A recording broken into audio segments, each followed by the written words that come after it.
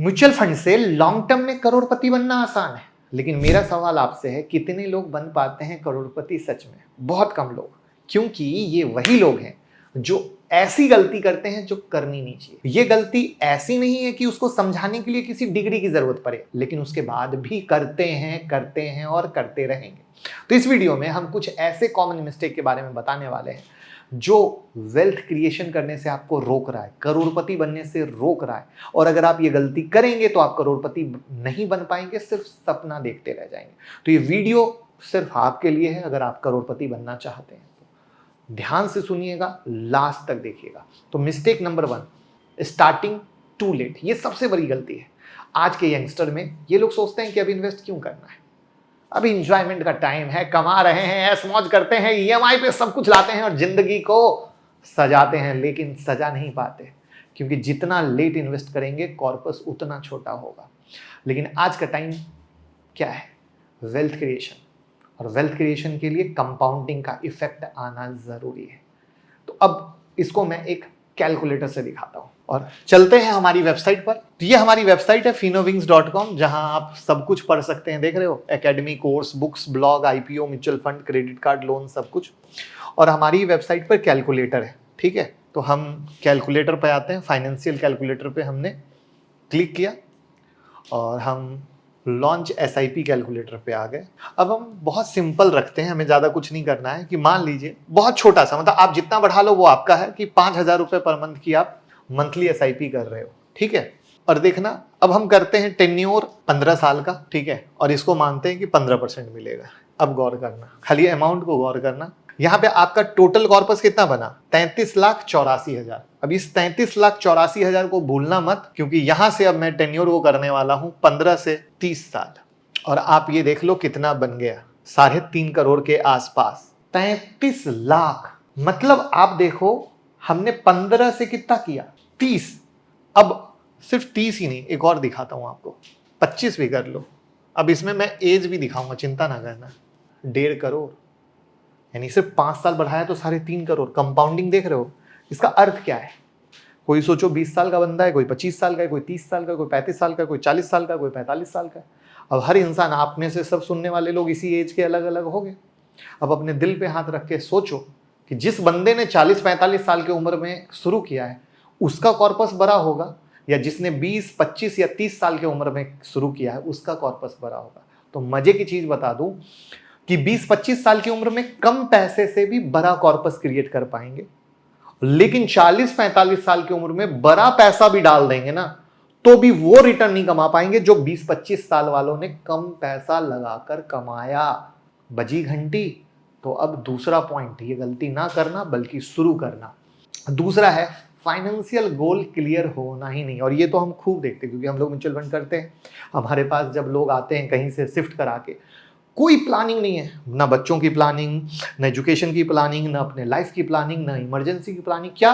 अरे हम तो एसआईपी कर रहे थे, एसआईपी हो रहा था, अब इमरजेंसी में पैसा भरा, पैसा पूरी नहीं पा रहा है। हर आदमी की अपनी औकात है ना, हर आदमी अपने औकात से कुछ पैसा तो चाहिए होगा। बेटी की शादी में कोई अगर 10 लाख लगा रहा है तो कोई 20 लाख, कोई 50 लाख। कोई तैयारी नहीं। कोई बच्चा को विदेश भेज रहा है, कोई अच्छे स्कूल में इंडिया में भेज रहा है, कोई कहीं भेज रहा है। तो हर इंसान को अलग अलग पैसा चाहिए, कोई तैयारी नहीं।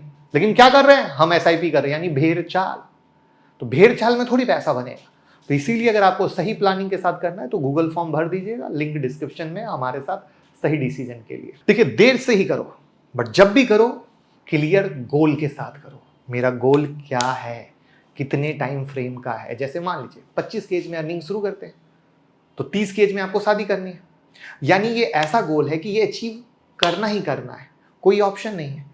सो गोल में हमें क्या करना है? हर कुछ सेफ होना चाहिए कि अगर 30 में हो रहा है तो बच्चे हम 32 में करेंगे, फिर उनका एजुकेशन 18 साल के बाद, उनकी शादी के लिए पैसे, कोई इमरजेंसी के लिए पैसे, हर एक चीज़ का प्लानिंग होता है। फिर मुझे इमरजेंसी के लिए पैसे चाहिए तो मेरी औकात के अनुसार से कितने पैसे हो सकते हैं, मेरे बच्चे के एजुकेशन के लिए चाहिए तो मेरी औकात से बच्चों के कितने पैसे हो सकते हैं। तो ये सब गोल को डिसाइड करना पड़ेगा और तब उसके हिसाब से इन्वेस्ट करना पड़ेगा।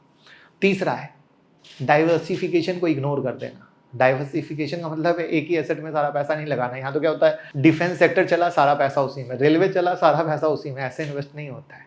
और बुल मार्केट में सब लोग यही करते हैं। जब हम कर रहे हैं तो प्रॉपर सेक्टर वाइज करें कि हमारा पैसा आईटी में भी लगा है, डिफेंस में भी लगा, बैंक में भी लगा है, फार्मा में भी लगा है, डेट में भी लगा है, गोल्ड में भी लगा है, रियल एस्टेट में भी लगा है। ऐसे एक डाइवर्सिफाइड पोर्टफोलियो बनाते। क्यों? फोकस है भविष्य, ध्यान से। आज के डेट में भी कोई नहीं कमा पा रहा है as per SEBI data. Long run में भी कोई करोड़पति नहीं बन पा रहा, तो कम से कम लॉन्ग रन तो सही कर लो। चौथा, मार्केट रिस्क को कंसिडर ही नहीं करना।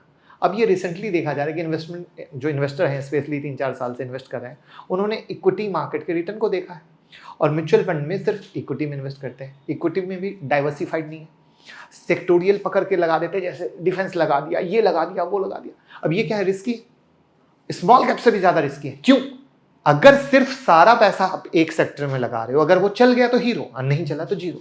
तो ऐसे फंड के पीछे तो भैया नए लोगों को जाना ही नहीं चाहिए, क्योंकि अगेन हम आज के लिए इन्वेस्ट नहीं कर रहे हैं, हम इन्वेस्ट आने वाले भविष्य के लिए कर रहे हैं। दोस्त, भविष्य सोचो, आज नहीं सोचो, भविष्य सोचो, भविष्य में पैसा कैसे बनेगा। तो वहां पे डाइवर्सिफाइड है। फिर अगेन हम सेक्टर में भी लगाएंगे, ऐसा नहीं कि नहीं लगाएंगे, तो हर जगह लगाएंगे थोड़ा थोड़ा, राइट, जिससे कुछ भी ऊपर नीचे होता है, इकोनॉमी स्लो डाउन हो, रिसेशन हो, तो हमारा पैसा डेट में भी है, गवर्नमेंट बॉन्ड है, मतलब ऐसी कई कहानियां हैं जहां पर हम प्रॉपर डाइवर्सिफाइड रहते हैं। पांचवा, मार्केट को समय देना। जो ऊपर की 4 गलती बताई ना, उसमें कहीं बड़ी ये गलती है, मार्केट को टाइम देना। अब क्या है भैया, चलो सब कर लिया या नहीं किया, दोनों दो ही कंडीशन हो सकती है ना। लेकिन अगर टाइम ही नहीं दे पाओगे, इन्वेस्टमेंट का एक लंबा थॉट प्रोसेस ही नहीं रख पाओगे, लंबे समय तक इन्वेस्ट ही नहीं कर पाओगे, तो कैसे होगा। अब इसको समझो। 30,000 रुपये पर मंथ से आप SIP कर रहे हो, ठीक है, 8 साल में 50 लाख बन जाएंगे। तो पहला 50 लाख कितने टाइम में बना? 8 साल में। दूसरा 50 लाख बनता है 4 साल में, तीसरा 3, अगला 2, अगला 1 और फिर हर साल 50 लाख। यानी अगर मार्केट को टाइम दे रहे हो,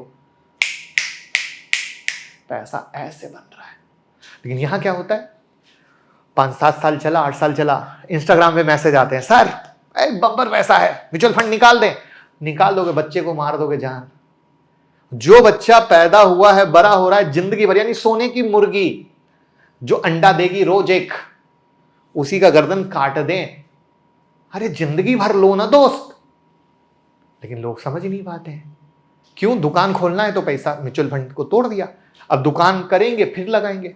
वो कंपाउंडिंग तो खत्म कर दी, कंपाउंडिंग खत्म, अब क्या कर लोगे बताओ। तो दिस इज द पॉइंट जहां समझना बहुत ज्यादा जरूरी है। अगर ये सारी चीजों को सही तरीके से, सिलसिलेवार तरीके से किया तो नुकसान नहीं, मुनाफा होगा और आपके करोड़पति बनने के सपने को दुनिया की कोई ताकत नहीं रोक सकती। और वीडियो सच्ची और अच्छी लगी हो तो घर घर पहुंचाना आपका काम है, आपका धर्म है, जिससे हर इंसान अपने सपने को साकार कर सके। Thank you.